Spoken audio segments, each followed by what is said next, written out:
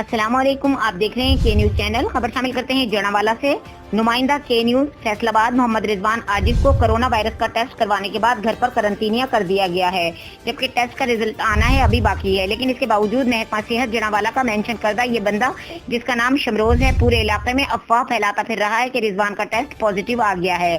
جبکہ رزلٹ آنے میں ابھی تک 48 گھنٹے باقی ہیں۔ رضوان عاجز ہمارے ساتھ بات کرتے ہوئے یہ کہتا ہے کہ ایسے عناصر کے خلاف کارروائی کی جانی چاہیے جو کہ عزت نفس مجروح کر رہے ہیں۔ Rizwan Aajiz deputy district health officer Jaranwala Rana Wajid سے یہ مطالبہ کرتے پائے گئے کہ اگر ان کا رزلٹ آ گیا ہے تو ان کو مہیا کیا جائے، اگر نہیں آیا تو ایسے عناصر کے خلاف کارروائی عمل میں لائی جائے، جن میں ڈاکٹر اکرام بنیادی مرکز صحت 346 گابے اور یہ شمروز نامی شخص ہے۔